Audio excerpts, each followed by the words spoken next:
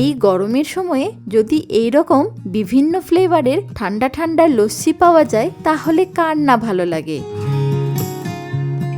দোকানেতে যে সমস্ত ফ্লেভারের লস্যি পাওয়া যায় সেগুলো খুবই কস্টলি হয়, তাই বাড়িতেই একদম সব ঘরোয়া উপকরণ দিয়েই বানিয়ে নিন খুব সহজেই বিভিন্ন ধরনের ফ্লেভারফুল লস্যি। এর স্বাদও একেবারে দোকানের মতোই হবে। তবে চলুন শুরু করা যাক আজকের ভিডিও। আমি সুকন্যা। আজকে আমার ব্যাপক রান্না হলো দোকানের মতো বিভিন্ন রকম স্বাদের লস্যি। প্রথমেই লস্যির বেসটাকে বানিয়ে নেওয়ার জন্য একটা স্টিলের হাঁড়ি নিয়ে তার মধ্যে দিয়ে দিতে হবে 500 গ্রাম ফ্রেশ টক দই।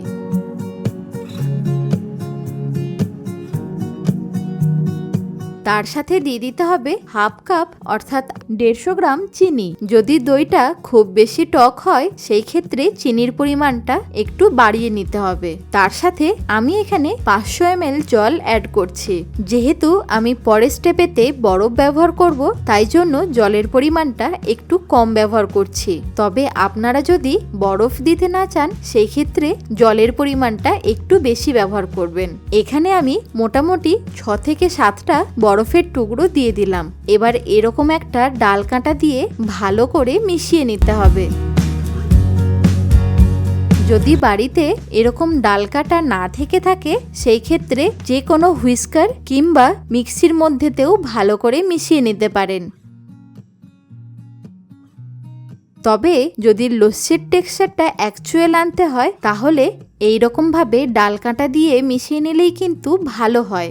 ভালোভাবে লস্যির বেসটা তৈরি হয়েছে কিনা কিভাবে বোঝা যাবে সেটা নিশ্চয়ই জানাবো। তবে তার আগে দইটাকে ততক্ষণই মেশাতে হবে যখনই দেখবেন ওপরে সুন্দরভাবে ফেনা জমেছে।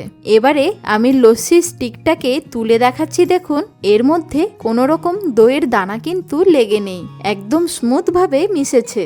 যখন এরকম স্মুথ হয়ে যাবে তখনই বুঝতে হবে যে আমাদের লস্যির বেসটা একদম পারফেক্ট ভাবে তৈরি হয়ে গেছে। এবার এই হাঁড়িটাকে একটা সাইডে রেখে দিয়ে প্রথমেই বানিয়ে দেখাবো দোকানেতে যে প্লেন লস্যিটা পাওয়া যায় সেই লস্যির গ্লাস। একটা কাঁচের গ্লাসের মধ্যে ঢেলে নিচ্ছি অর্ধেক লস্যির বেস। এবার এর মধ্যে দিয়ে দিতে হবে হাফ চা চামচ ব্ল্যাক সল্ট বা বিট নুন। এবার বাকি লস্যিটাও ঢেলে দেব। একটা চামচে করে ভালোভাবে বিট নুনটাকে মিশিয়ে নেওয়ার পর ওপর থেকে একটু দইয়ের মালাই দিয়ে দেব। এছাড়া দিয়ে দিচ্ছি 1 চিমটে ভাজা জিরে গুঁড়ো। তার সাথে আরেকটু সুন্দর ডেকোরেশনের জন্য দিয়ে দিচ্ছি অল্প একটু অ্যালমন্ড কুচি, অল্প একটু পেস্তা কুচি। তার সাথে আরেকটু সুন্দর কালারফুলের জন্য দিয়ে দিচ্ছি একটা চেরি। আপনারা এখানে আপনাদের পছন্দ মতো ডেকোরেশনও করে নিতে পারেন। এবার বানিয়ে দেখাচ্ছি কেশর পেস্তা ফ্লেভারের লস্যি। তার জন্য একটা মিক্সির বাটিতে দিয়ে দিচ্ছি 100 ml উষ্ণ গরম দুধ। এবার এই দুধের মধ্যেতেই দিয়ে দিতে হবে 2 পিঞ্চ কেশর। তার সাথে এর মধ্যে দিয়ে দিতে হবে 30 গ্রামের মতো পেস্তা কুচি। এবার এইটাকে ভালো করে পেস্ট করে নেব। তবে একেবারে ফাইন পেস্ট না করে এরকম একটু দানা দানা রেখে দিলে লস্যি খাওয়ার সময় তখন মুখে পড়লে খেতে ভালো লাগবে। এবার এই কেশর পেস্তার পেস্টটাকে একটা গ্লাসের মধ্যে ঢেলে দিতে হবে। তার সাথে আমরা যে আগে লস্যির বেসটাকে তৈরি করে রেখেছিলাম সেই লস্যির বেসটা দিয়ে বাকিটা ফিল আপ করে দেব। এবার একটা চামচে করে ভালো করে মিশিয়ে নেব, তাহলে পুরোটাই সুন্দরভাবে মিশে যাবে।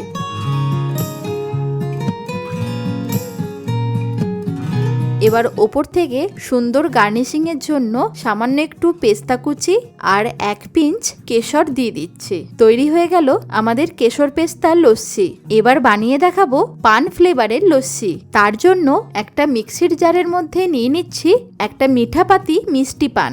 আপনারা এই পান লস্যিটাকে বানিয়ে নেওয়ার জন্য দোকানেতে গিয়ে বলবেন পানের মধ্যে যেন অবশ্যই গুলকান্ত বেশি দেয়, আর সুপুরি এর মধ্যে কিন্তু একেবারেই দেওয়া যাবে না। এই গুলকান্ত যদি দেওয়া হয় তাহলে পানের ফ্লেভারটা আর পানের কালারটা খুব সুন্দর আসে। এবার এর মধ্যে অল্প একটু জল দিয়ে একটা সুন্দর পেস্ট বানিয়ে নেব। এবার অন্য আরেকটা গ্লাসের মধ্যে এই পানের পেস্টটাকে দিয়ে দিতে হবে। আবারও সেই একইভাবে লস্যির বেসটাকে দিয়ে ফিল আপ করে দেব। আবারও একবার ভালো করে মিক্স করে নিয়ে ওপর থেকে গার্নিশিংয়ের জন্য দিয়ে দিতে হবে সামান্য একটু আমন্ড কুচি, অল্প একটু কাজু বাদাম কুচি। চাইলে আপনারা কালারফুলের জন্য অল্প একটু টুটি ফুটিও অ্যাড করতে পারেন, তবে এটা একেবারেই অপশনাল। এবার ডাব ফ্লেভার বা কোকোনাট ফ্লেভারের লস্যি বানিয়ে নেওয়ার জন্য আমি এখানে একটা ডাবের শাঁস নিয়ে নিয়েছি, তবে ডাবের শাঁসটা একটু মোটা হতে হবে। এবার এটাকে আমরা পেস্ট করে নেব। তার জন্য মিক্সির জারের মধ্যে ডাবের শাঁসটাকে দিয়ে তার মধ্যে অবশ্যই দিতে হবে ডাবের যে জলটা সেটাকে। এবার এটাকেও সুন্দর করে পেস্ট করে নিতে হবে। আবারও সেম প্রসেসে ডাবের পেস্টটাকে গ্লাসের মধ্যে ঢেলে দিয়ে তার মধ্যে ফিল আপ করে দেব লস্যির বেসটা দিয়ে। এছাড়া এর মধ্যে দিয়ে দেব 1 চা চামচ ডেসিকেটেড কোকোনাট বা ড্রাই কোকোনাট পাউডার, তাহলে লস্যিটা খাওয়ার সময় একটা নারকেলের ফ্লেভার আসবে। আপনারা চাইলে এটা স্কিপও করতে পারেন। সুন্দর গার্নিশিং এর জন্য ওপর থেকে দিয়ে দিচ্ছি একটু দইয়ের মালাই, তার সাথে দিয়ে দিচ্ছি অল্প একটু পেস্তা কুচি, আর দিয়ে দেব অল্প একটু টুটি ফুটি। এখন বানিয়ে দেখাবো দুর্দান্ত স্বাদের আম ফ্লেভারের লস্যি। এবার একটা আমের ফালিকে এইরকম ছোট ছোট টুকরো করে কেটে নিতে হবে।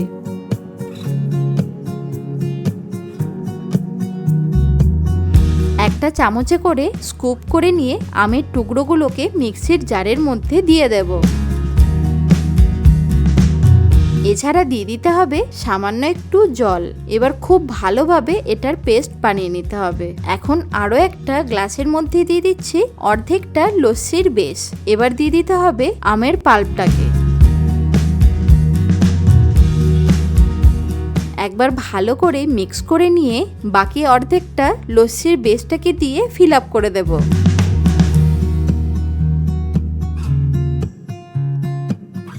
যেহেতু আম ফ্লেভারের লস্যি বানাচ্ছি তাই অবশ্যই একটু আমের কুচি দিয়ে ডেকোরেশন করে নেব। তার সাথে দেব অল্প একটু পেস্তা কুচি। এবার একদম সবার লাস্টে বানিয়ে নিচ্ছি চকলেট লস্যি। তার জন্য একটা কড়াইয়ের মধ্যে আগে থেকেই গরম জল করতে দিয়েছিলাম। এবার এর মধ্যে একটা কাঁচের বাটি বসিয়ে একটা ছোট ডার্ক চকলেটকে গ্রেট করে দিয়ে দিচ্ছি। 1 থেকে 2 মিনিট পর দেখবেন ধীরে ধীরে চকলেটটা গলতে শুরু করেছে। যখন চকলেটটা পুরোপুরি গলে যাবে তার মধ্যে দিয়ে দিতে হবে 100 ml এর মতো দুধ। আপনারা যদি এরকম ডার্ক চকলেট ব্যবহার করেন তখন তার মধ্যে দিয়ে দিতে হবে অবশ্যই 1 টেবিল চামচ চিনি। এবার একটা হুইস্কার দিয়ে ভালোভাবে দুধের সাথে চকলেটটাকে মিশিয়ে নিতে হবে। ভালোভাবে দুধের সাথে চকলেটটাকে মেশানো হয়ে গেলে বাটিটাকে নামিয়ে নিয়ে হালকা একটু চকলেটটাকে ঠান্ডা করে নেব। সুন্দর ডেকোরেশনের জন্য চামচে করে অল্প একটু চকলেট সিরাপ নিয়ে গ্লাসের চারিধারে লাগিয়ে দিচ্ছি।